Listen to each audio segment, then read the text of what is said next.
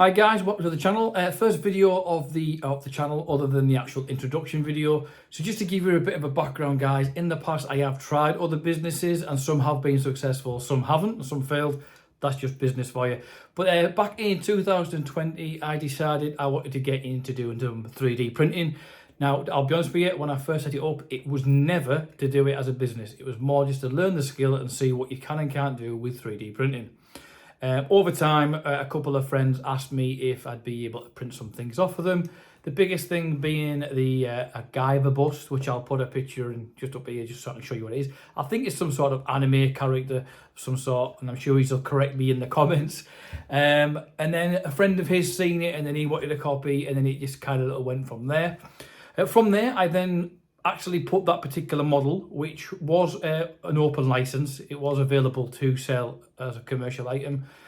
Just bear in mind when you do look for your STL files, guys, that you have got the rights to sell them. And I'll go through that again in other videos. Now I put that on eBay and I did sell a couple of them. One particular guy asked if I could make it double the size. And again, if you want to see that particular video, I no longer have the footage anymore to showing that, but it is actually on my TikTok, which I will put a link to in the description.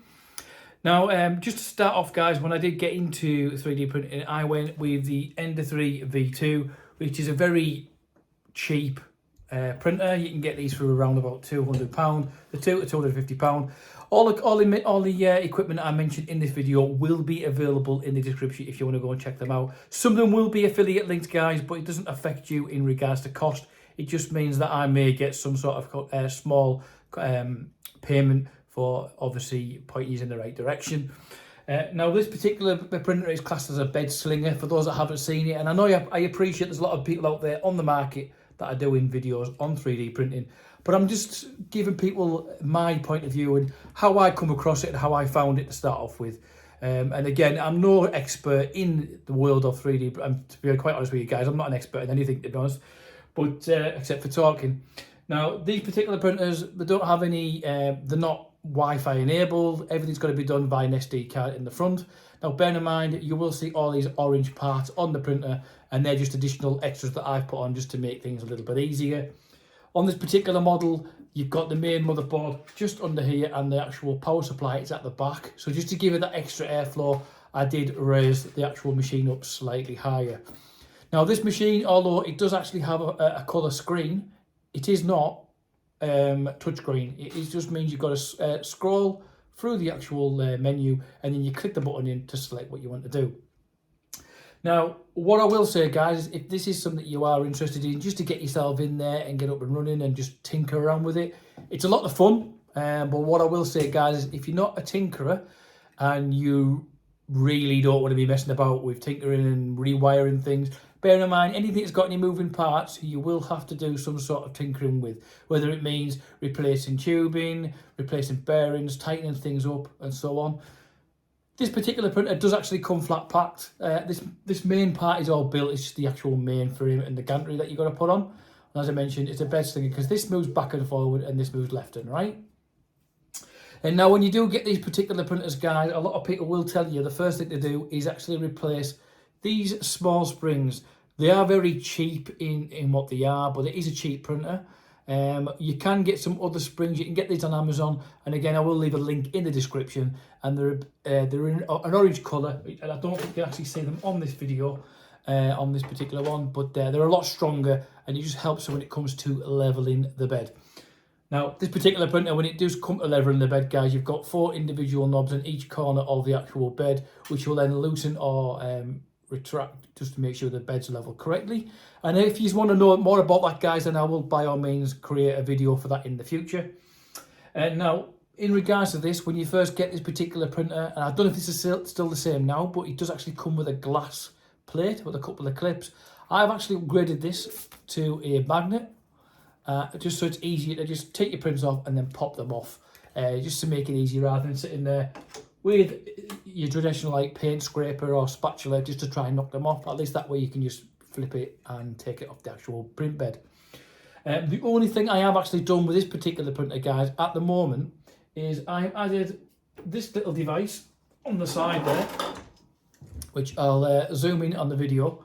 This little white thing here is what we call a BLTouch, which is a probe that will actually go around the bed and it'll take a reading in regards to where the bed's leveled, and therefore it'll actually, from what I believe, it'll then change the actual code within the actual printer, so it knows when it comes to printing on that area, then it may need to go slightly down on the nozzle or raise it a little bit up, just to make sure you get that perfect first layer. Otherwise, things start peeling off and you don't get a good print. The other thing I did purchase, guys, and if I'm honest with you, I actually prefer this more than I think this is more needed than the actual BLTouch. And this is this little thing here. Now, again, if I just spin this round, on the back here, this is what we call a filament sensor. I've actually modified it slightly, the little bracket, again, which is available on the websites out there like Thingiverse and Printables. I will leave an actual file link to that in case anyone wants it. And what this actually does, it actually senses when there's actually a clog or something's wrong with your filament, i.e. it's snapped, it's not gone through. And you can change this in the settings as to how much it'll actually read before it sends off an alert.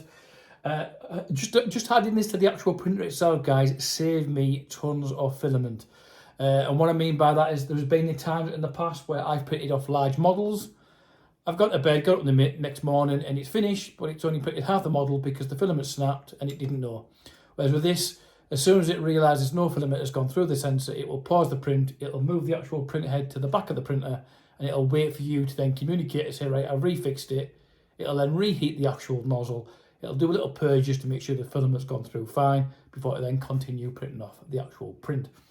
Now, just to give you an idea of what this type of printer can do in regards to, I printed off this hand. Those that have watched Wednesday or the Addams Family will know exactly who this is. I printed this off on this printer, and as you can see, there's no particular layer lines. It's perfectly fine, and that printed off in one piece, and it actually printed like that in that orientation with no actual supports.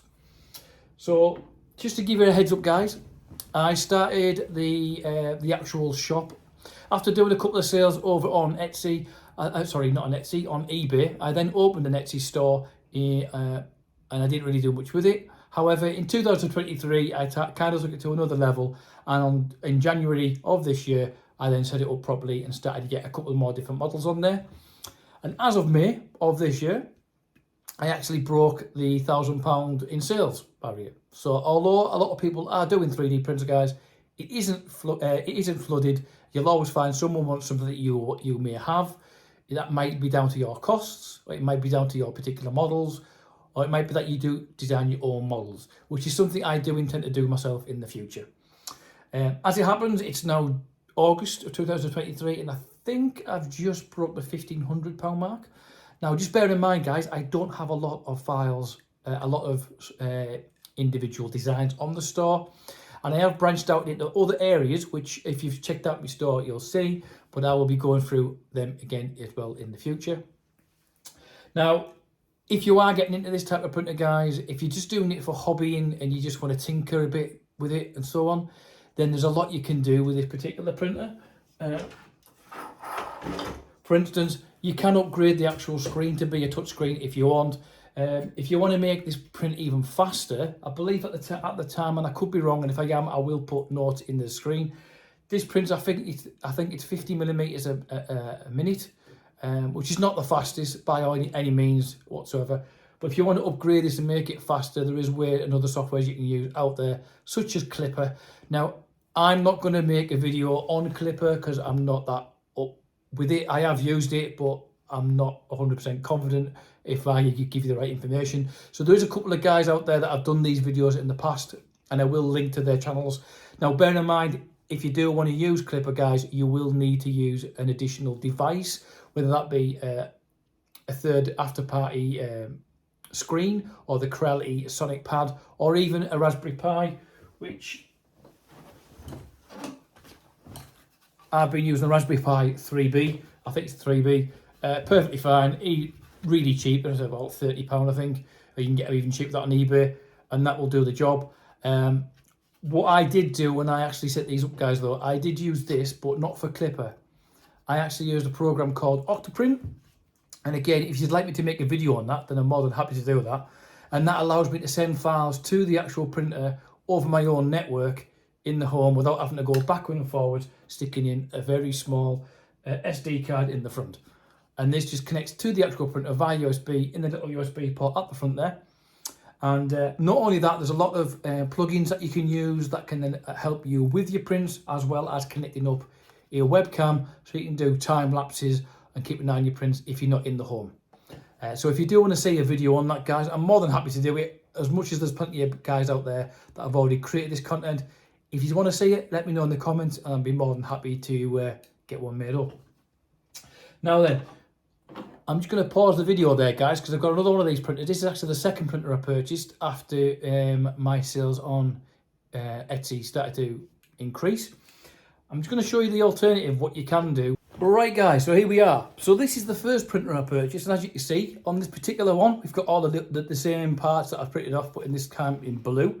Now, when I first bought these, like I say, I wasn't intending to make any money on them. It was the last thing I was planning on doing. It was more of a tinkering project and getting to know 3D printing. And one of the things I did establish was on the back, in fact, I'll do it on this particular printer, you'll see the difference. You've got the actual, I can't think of the right name, the extruder. Is it the extruder? I think it might be the extruder. This has got like a plastic one on here, and it does work. As you can see, I haven't replaced it on this one because it was just going to be used as a workhorse, and I didn't want to start putting more money into something that was just going to be sitting in the background doing a job, basically. Whereas on this particular model, if I spin this one round, it's actually got a metal extruder on this, which makes it a little bit easier and it's a lot more stronger than that one. I do feel sometimes when I'm pushing this that it's only a matter of time before this one might break. And again, on this one, I've replaced the boarding tube to this blue boarding tube, which is a lot stronger and can withhold better temperatures. Now, if I just spin this around, guys, now I'm just going to make you aware, you'll see there's a lot of wires hanging out the back of this. This is actually in the process of getting stripped and rebuilt because I actually damaged it in the process of moving.